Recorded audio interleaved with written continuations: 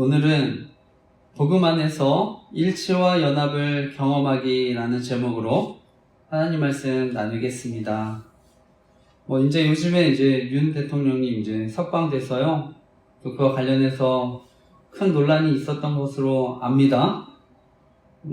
저 개인적으로는 이 비상계엄 선포 자체는 큰 비극이라고 생각을 합니다. 그런데 그 이유가 대한민국의 또 견제와 균형이 무너졌기 때문에 저는 이런 사태까지도 사실은 벌어졌다고 생각을 합니다. 그래서 이번에 탄핵 선고도 중요하지만 더 근본적인 문제들이 반드시 또 해결돼야 된다고 생각합니다. 그래서 제가 기도 제목도 올렸지만 그동안 또 부정선거 의혹들도 있었는데요. 그래서 이런 것들이 다 밝혀지고 저는 선거와 투표의 어떤 공정성이 또 회복됐으면 하는데 또 함께 기도해 주시기 부탁드립니다. 그리고 요즘에 연예인 또 극단적인 선택과 관련해서 또 논란들이 있는데, 그런데 대부분의 언론에서는요, 또 요즘에 사실은 어떻게 보면 거대 야당의 국정원 대공수사권 박탈이라든지 국가보안법 폐지 주장에 대한 것들, 또 경찰의 대공수사에 쓰이는 특활비 전액 삭감됐던 것들, 또 간첩죄를 법률로 이렇게 가로막는 이런 현실에 대해서는 또 언론에서 보도하지 않고 또 이렇게 침묵하는 것을 보는데요. 저는 이것이 정말 또 큰 위기라고 생각을 합니다. 그래서 또 대한민국의 안보와 생명을 위해서 또 지킬 수 있도록 또 함께 기도했으면 좋겠습니다. 그런데 무엇보다 가장 큰 위기는 저는 복음에 대한 오늘날 위기라고 생각을 합니다. 그래서 우리가 먼저 정말 하나님만을 똑바로 바라보고 또 하나님이 또 기뻐하시는 또 삶을 살아간다면 또 하나님 반드시 이 위기를 또 극복해 하게 해주실 줄 믿습니다. 저는 지난주까지 바울과 바나바의 또 1차 전도 여행에 대한 말씀을 나눴습니다. 그래서 복음이 이방 세계로까지 본격적으로 확산되어 갔는데요. 그런데 오늘 말씀을 보면 교회가 큰 위기를 만납니다. 그래서 AD 49년경에 기독교 역사상 최초로 예루살렘 공회 또 예루살렘 회의를 열게 되는데요. 그래서 이 회의에서 정말 중요한 결정을 하게 됩니다. 그래서 바로 이방인의 구원에 관한 정말 중요한 문제인데, 또 이것이 한편으로 또 유대인과 이방인들 사이의 하나됨을 방해하는 또 실제적인 문제이기도 했습니다. 그러니까 이 문제는 반드시 또 해결되어야만 했던 문제인데요. 그래서 저는 오늘날도 교회에 큰 또 어려움이 있을 수 있다 생각합니다. 그런데 우리 오늘 말씀을 살피겠지만 또 교회가 또 하나님이 기뻐하시는 올바른 방향으로 또 선택을 하고 결정을 했기 때문에 나중에 또 큰 축복을 가져왔다고 생각을 하는데요. 저는 오늘 말씀을요, 복음 안에서 일치와 연합을 경험하기라는 제목으로 말씀을 나누려고 하는데요. 오늘도 또 말씀을 통해서 저와 여러분 하나님이 교훈하시고 우리가 또 말씀 붙들고 살아갈 때 하나님의 사랑과 인도하심을 경험하는 또 저와 여러분 되시기를 간절히 기도하고 축복합니다. 오늘 나누고 싶은 핵심적인 교훈은요, 우리가 예수 그리스도의 복음에 관해서는 우리가 타협할 수 없지만 그 외에 복음 안에서 우리가 일치와 연합을 이루며 살아가야 한다는 것입니다. 그래서 오늘 말씀은 예루살렘 공회가 열리는 말씀인데, 우리가 다시 한번 15장 1절에서 3절까지의 말씀을 다시 함께 읽어보겠습니다. 시작. 어떤 사람들이 유대로부터 내려와서 형제들을 가르치되 너희가 모세의 법대로 할례를 받지 아니하면 능히 구원을 받지 못하리라 하니, 바나바와 그들 사이에 적지 아니한 다툼과 변론이 일어난지라 형제들이 이 문제에 대하여 바울과 바나바와 및 그 중에 몇 사람을 예루살렘에 있는 사도와 장로들에게 보내기로 작정하니라. 그들이 교회의 전송을 받고 베니게와 사마리아로 다니며 이방인들이 주께 돌아온 일을 말하여 형제들을 다 크게 기쁘게 하더라. 아멘. 오늘 말씀을 보면요, 바울과 바나바가 이제 1차 전도 여행을 마치고요, 이제 안디옥으로 돌아와 있을 때 어떤 율법주의 전통을 가진 또 유대인 기독교인들이 이 안디옥 교회를 찾아왔다고 하는 것입니다. 그런데 문제는 그들이 이제 이방인들도 다른 유대인들과 마찬가지로 모세의 율법대로 이제 할례를 받아야 한다고 주장을 했다고 하는 것인데요. 결국 이것이 이제 율법을 준수하는 것이 궁극적으로는 이제 구원의 필수적인 것이라고 이렇게 주장을 했던 것입니다. 그런데 이제 이 문제가 중요한 것은요, 결국은요, 구원이 어떤 사람의 행위에 따라서 결정된다고 하는 주장이기 때문입니다. 그러니까 결국 예수 그리스도에 의해서 우리가 성취된 그 구원의 역사를요, 부정하는 것입니다. 그 예수님이 이루신 역사를 무효로 만드는 것입니다. 그러니까 어떤 의미에서 이것은요, 교회 전체, 교회 근간을 결국 흔드는 이런 문제였는데요. 구원은요, 오직 예수 그리스도의 은혜에 근거합니다. 그래서 저와 여러분도요, 지금 이 자리에 있는 것도 오직 예수 그리스도를 믿는 믿음으로 저와 여러분이 구원을 받게 된 것입니다. 그런데 예수님 믿는 믿음으로 부족하다, 이건 구원 얻기에 부족하다, 이렇게 주장하는 사람이 있다고 하는 것입니다. 결국 이것은요, 저는 큰 의미에선 바로 교회를 무너뜨리려고 하는 사단의 큰 계략이라고 생각합니다. 그런데 이런 주장이요, 당시 이 안디옥 교회만이 아니라 예루살렘 교회에서 온 사람들을 포함해서 여러 지역에도 다 나타났던 것 같습니다. 그래서 이제 갈라디아서 말씀을 보면 당시 이제 갈라디아 교회 그 성도들 중에도 이런 주장에 또 현혹돼서 미혹돼서 그 유대인들처럼 할례와 율법을 또 받아들이고 있었다, 이런 또 내용이 있는데요. 그러니까 이제 바울이 갈라디아 교인들에게 이제 편지를 써서 다른 복음, 다른 교훈에 넘어가지 말라 이렇게 경고했던 것인데요. 저는 지금도 동일한 일들 또 벌어질 수 있다고 생각합니다. 그래서 저희 교회가 알리고 있는 완전주의 복음, 저는 그게 이제 율법주의 복음이라고 생각을 합니다. 그래서 또 교묘하게 이제 내가 죽고 예수로 사는 복음, 이렇게 말을 바꿔서 저는 지금도 그런 복음을 전하는 분들이 계신다고 생각을 하는데요. 우리가 아는 은혜의 복음하고는 다릅니다. 그래서 저는 계속 이것을 알리는 거는요, 이게 정말 교회의 근간을 흔드는 구원과 관련된 정말 중요한 문제라고 생각하기 때문에 저는 이것을 계속 또 알리고 있습니다. 그래서 우리가 사실은 뭐 정치적으로 여러 혼란이 있지만 저는 궁극적으로는 또 영적인 혼란이라고 또 믿습니다. 그래서 제가 설교 영상 하단에 또 교회 관련 홈페이지에 자세한 기도 제목들을 올렸는데 또 간절히 기도해 주시기 부탁드립니다. 오늘 말씀을 보면, 그런데 이제 이런 주장들을 하는 사람들이 이제 영향을 끼치게 됐는데, 한편으로는 이제 이들의 주장이요, 영향을 끼칠 수 있었던 것은 아마 이제 예루살렘에서 내려온 사람들, 그들의 주장이었기 때문일 수도 있습니다. 그래서 어쩌면 먼저 믿은 사람들이고 또 예루살렘 교회에서 왔다고 하니까 또 성도들 가운데서는 그들이 이제 대표성을 가질 수 있다고도 이제 생각을 했다고 생각하는데요. 그러니까 이제 저는 교회에 더 큰 혼란을 가져왔다고 생각을 합니다.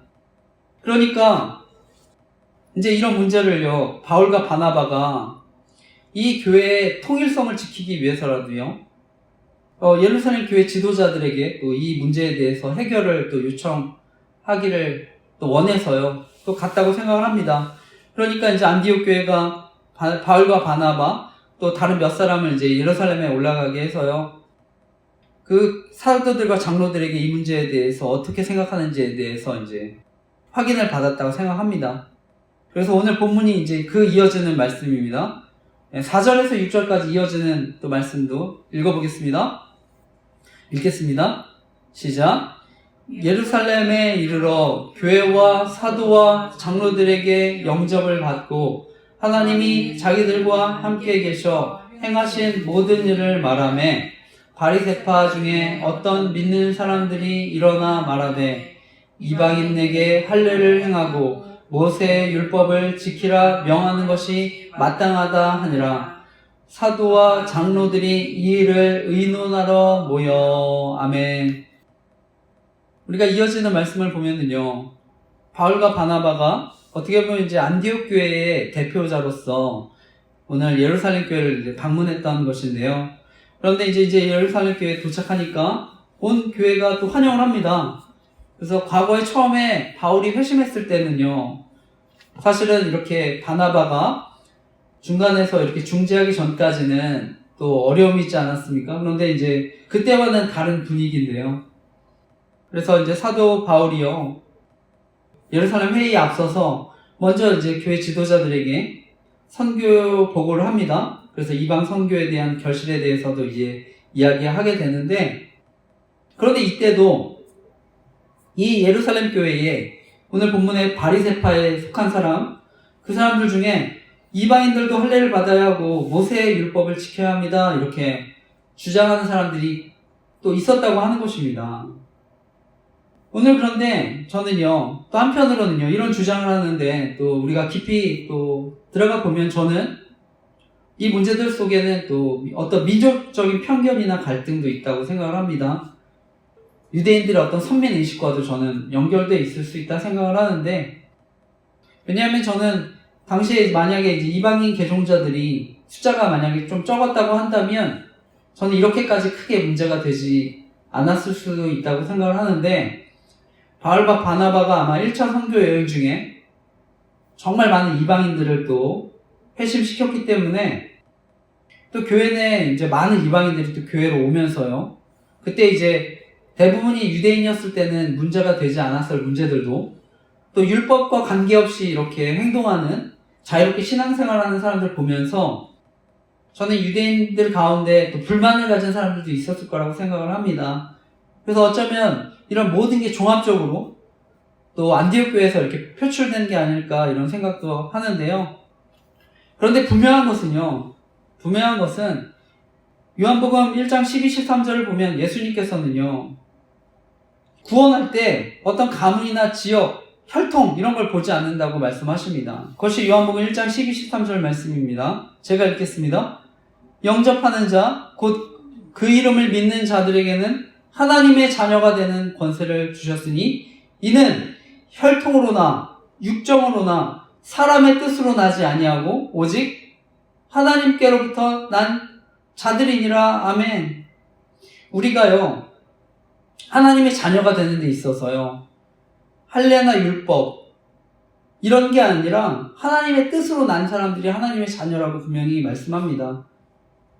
이 당시에 그 유대인들은요, 하나님의 백성이라는 또 선민의식이 있었는데요, 혈통이 또 과거에는 굉장히 중요합니다. 그래서 왕가에서 태어나면 왕이 되는 것이고요, 귀족의 집에서 태어나면 또 귀족이 되는 것이죠.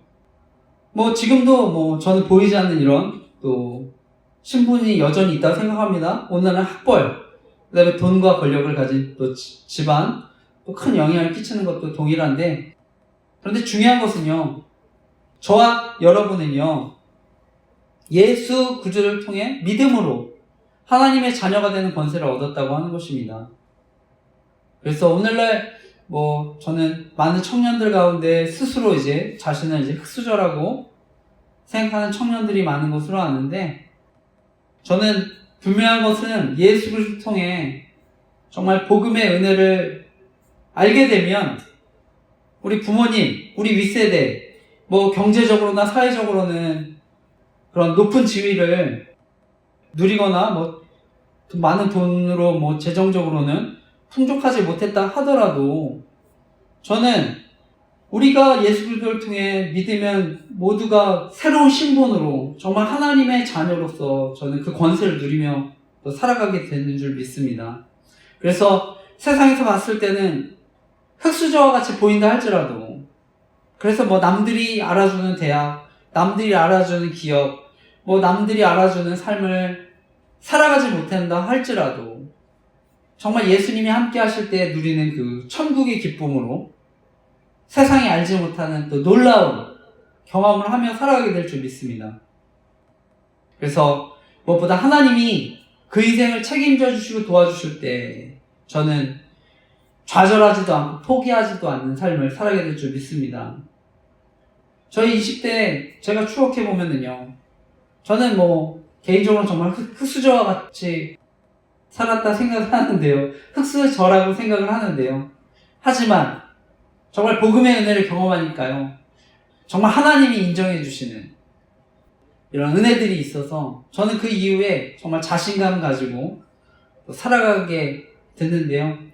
바라기는 저와 여러분의 처지와 형편에 상관없이 바로 그런 복음의 은혜가 주는 그 기쁨으로 살아가는 또 저와 여러분 되시기를 간절히 기도하고 축복합니다. 그리고 계속해서 말씀을 보면은요, 궁극적으로는 이게 이제 율법에 관한 문제입니다. 근데 이것이요, 선교적으로도 굉장히 또 중요한 문제입니다. 만약에 이방인들에게 할례와 율법의 문제, 이거 다 지켜야 된다고, 그래야 구원받는다고 하면 사실 또 복음 전하는 것도 굉장히 어려워지는 상황이었습니다. 그러니까 반드시 복음이 전해지기 위해서는 이런 것들이 이제 해결해야 되는 문제였는데요. 그러니까 이 문제를 두고 많은 토론을 벌이게 되었다고 생각을 하는데, 그것이 이어지는 그 회의에 대한 말씀입니다. 예루살렘 회의. 그 말씀도 함께 읽어보겠습니다. 7절에서 12절 말씀 이어서 한번 읽어보겠습니다. 읽겠습니다. 시작. 많은 변론이 있은 후에 베드로가 일어나 말하되, 형제들아 너희도 알거니와 하나님이 이방인들로 내 입에서 복음의 말씀을 들어 믿게 하시려고 오래전부터 너희 가운데서 나를 택하시고 또 마음을 아시는 하나님이 우리에게와 같이 그들에게도 성령을 주어 증언하시고 믿음으로 그들의 마음을 깨끗이 하사 그들이나 우리나 차별하지 아니하셨느니라. 그런데 지금 너희가 어찌하여 하나님을 시험하여 우리 조상과 우리도 능히 매지 못하던 멍에를 제자들의 목에 두렸느냐.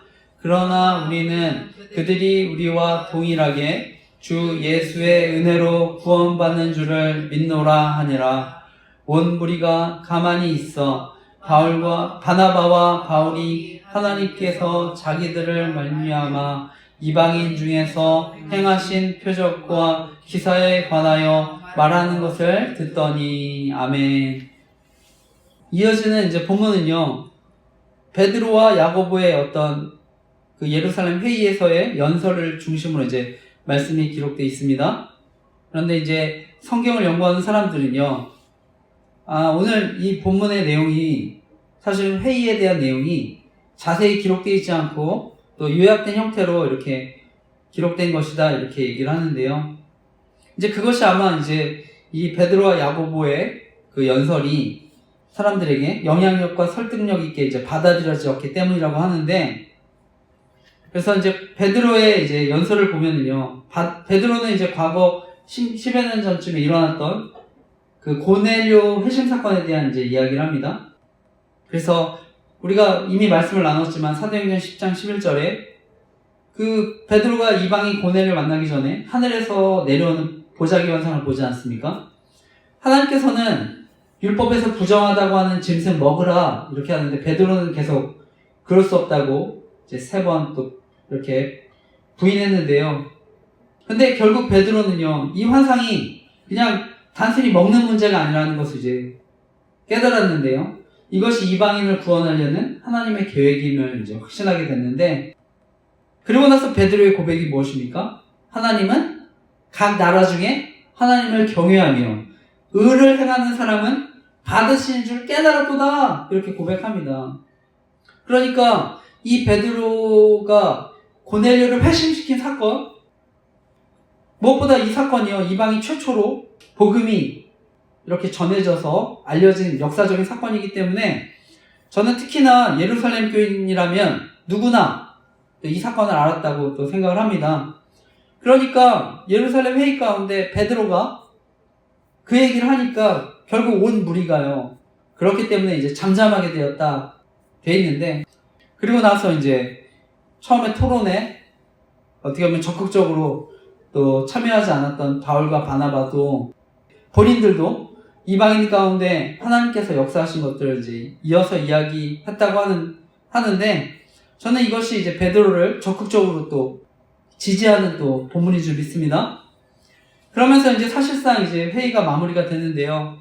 오늘 회의의 이제 결론적인 말씀입니다. 그것이 이제 13절에서 18절까지의 말씀입니다. 이어지는 예루살렘 회의의 결론적인 말씀 13절에서 18절까지 이어서 읽어보겠습니다. 읽겠습니다. 시작. 말을 마침에 야고보가 대답하여 이르되 형제들아 내 말을 들으라.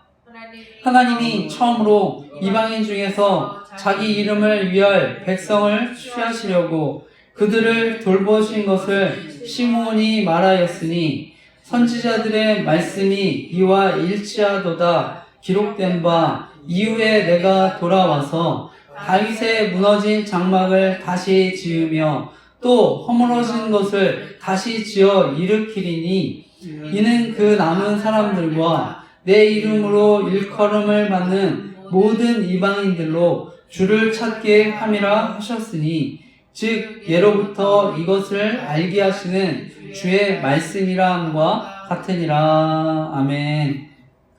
이제 이어지는 말씀을 보면은요, 바울과 바나바의 이제 보고가 끝나고 결국 이제 최종적으로 야고보가 이제 회의의 결론을 맺게 됩니다. 이 당시 야고보는요, 예루살렘 회의의 의장이라고 할 수 있습니다. 그래서 야고보는 예수님의 동생으로요, 예루살렘 교회에서 이제 가장 영향력 있는 지도자였습니다. 그리고 존경받는 위치에 있었기 때문에 저는 또 야고보가 이 회의에 또 의장 역할을 했다고 생각을 하는데요. 오늘 그 야고보가 이제 아모스의 말씀을 인용하면서 회의의 결론을 내리게 됩니다. 그래서 아모스 9장 11, 12절 말씀이었는데요. 말씀의 내용은 이렇습니다. 하나님께서는요, 그날이 오면 다윗의 무너진 장막을 일으키실 거라고 하십니다. 다시 옛날처럼 회복시켜 주실 거라고. 그래서 그 허물어진 것들, 또 이방인들로 주를 찾게 하겠다고 이제 이런 말씀을 하는 것인데요. 이 야고보가 인용했던 그 아모스 선지자, 이 아모스 선지자는 BC 750년경에 이스라엘에서 활동했던 선지자입니다. 이때 남유다에서는 우시야 왕이 다스렸던 때였고요. 북이스라엘은 여로보암 2세가 치리하던 시절이었습니다. 이때 이제 아모스 선지자는요, 이스라엘 당할 심판을 이제 경고합니다. 그리고 뿐만 아니라 이방 나라들, 다메섹, 블레셋, 두로, 에돔, 암몬, 모압 등 이방 나라들 동일하게 심판받아 멸망할 것이다. 이렇게 선포합니다. 그런데 나중에 마침내 다윗의 집이 회복돼서 또 이방인들도 주님을 찾을 것이다. 이렇게 얘기합니다. 그러니까 여기서 또 다윗의 장막이 회복된다는 것은요, 새로운 이스라엘이 이제 세워진다는 것을 의미하고요. 그리고 이제 이방인들이 주님을 찾는다는 것은요, 결국 이스라엘이나 이방이나 구별되지 않는, 차별 없는 나라가 세워진다고 하는 것입니다. 그러니까 결론적으로 하나님께서는 이방인들을 구원하기를 원하신다고 또 이렇게 부르시는 거라고 이제 얘기하는 것입니다. 그래서 결국 율법이 구원의 조건이 될 수 없다는 것을요, 이렇게 설명한 것입니다. 그러니까 이방 형제들 괴롭게 하지 말자, 이렇게 얘기하는 것입니다. 그러니까 야고보도 결국 이방인이든 유대인이든 하나님의 은혜로 구원을 받기 때문에 이런 결론을 내릴 줄 믿습니다. 그래서 율법의 짐을 이방인들에게 지워서 우리가 하나님 시험하지 말자, 이렇게 한 줄 믿습니다. 저는 지금도요, 여전히 이렇게 오늘날 이 시대에도 이런 신앙적인 위협들은 저는 계속 되는데요. 저는 분명한 것은요, 오늘 야고보의 결론과 같이 저는 정말 복음을 알면, 복음의 은혜를 알면, 내가 설령 어떤 특별한 걸 하지 않더라도 저는 하나님의 사랑을 받는 존재라는 그 은혜를 확신하게 되면 저는 변화되는 줄 믿습니다. 그래서 저는 늘 강조하지만 복음이 율법이 아니라 정말 하나님의 사랑인 것을 확신하게 되는 은혜들이 다 있으시기를 간절히 기도하고 축복합니다. 오늘 말씀의 마지막은요, 그리고 이제 야고보가 유대인과 이방인 사이에 신앙의 덕을 세우기 위한 제안을 하고 마칩니다. 오늘 마지막 말씀입니다. 사도행전 15장 19절에서 21절 말씀, 오늘 마지막 말씀 읽겠습니다. 시작. 그러므로 내 의견에는 이방인 중에서 하나님께로 돌아오는 자들을 괴롭게 하지 말고 다만 우상의 더러운 것과 음행함과 목매어 죽인 것과 피를 멀리하라고 편지하는 것이 옳으니 이는 예로부터 각 성에서 모세를 전하는 자가 있어 안식일마다 회당에서 그 글을 읽음이라 하더라. 아멘.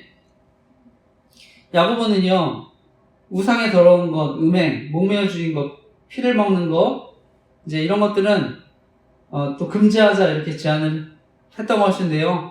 여기서 성경을 연구하는 사람들은 오늘 본문의 음행, 이것은 이제 어떻게 보면 근친, 결혼 이런 것들을 말한다고 하는데요. 그래서 고린도전서에도요, 음행이라는 단어가 쓰일 때요, 어떤 형제가 자신의 의붓 어머니, 그런 어머니를 자신 또 아내로 맞아서 이렇게 동거했던 이야기들이 나오는데, 이때도 음행이라고 쓰였습니다. 그러니까 이제 이런 것들은 금지하자 이렇게 얘기하는데요. 어쨌든 우상, 음행, 목매어 죽인 거, 피를 먹는 거, 이건 이제 유대인 입장에서는 받아들이기 굉장히 힘들었기 때문에요.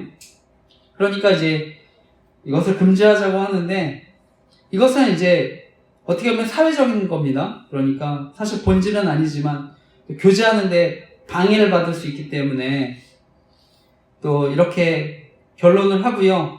또 안디옥, 또 다른 지역에 편지를 보내서 마무리하는 것으로 이제 이야기합니다. 그래서 오늘 말씀은 궁극적으로요, 교회의 일치와 연합을 위한 또 하나님의 이런 섭리들을 보게 됩니다. 그래서 우리가 말씀을 살폈지만 우리가 복음의 본질에 대해서는 결코 또 타협할 수가 없는데요. 하지만 또 이방인과 유대인들의 교제와 관련된 또 사회적인 문제에 대해서는 이렇게 서로 타협을 하는 것을 보게 됩니다. 성경을 보면 바울이 이제 누구보다 열심히 있는 바리새인이었지만 또 하나님의 은혜를 깨닫고 완전히 변화되지 않습니까? 그러니까 이제 이런 할례 같은 거, 또 율법을 지키는 거, 구원과 또 상관없으니까 또 이렇게 반대를 했는데, 바울이 또 디모데에게는 또 할례를 받게 합니다. 그런데 그것을요, 앞으로 디모데가 만나게 될 유대인들, 그들과의 교제를 또 잘 할 수 있도록, 사회적인 관계를 잘 맺을 수 있도록 또 바울이 또 할례를 받도록 합니다. 결론적으로요, 정말 구원의 문제가 아니라면 저는 또 교회가 연합과 일치를 해야 되는 줄 믿습니다. 또 이런 대화와 타협을 또 이뤄가야 되는 줄 믿습니다. 오늘날 우리 대한민국의 현실을 보면은요, 대화, 협치 이런 것이 현재는 실종됐다고 생각을 합니다. 그러니까 이제 요즘 정치를 보면 탄핵이 또 29건이 발의가 됐다고 하는데요. 이런 탄핵 정국, 또 이런 게 또 문제가 되는 것은 또 그만큼 대화와 협치가 또 무너진 사회이기 때문에 이런 일들이 벌어진다고 생각을 하는데, 바라기는 정말 대한민국이 또 교회 안에서 또 그 밖에, 교회 밖에서 또 올바른 일치를 위한 일들이 일어나도록, 또 그것들이 세워지도록 또 함께 기도하는 저와 여러분 되시기를 간절히 기도하고 축복합니다. 네, 말씀을 마치면서요, 이방인 신자들을 위해서 할례와 율법을 지켜야 된다. 제가 그것은 이제 이 당시 안디옥 교회만의 문제는 아니었다고 얘기를 드렸는데요.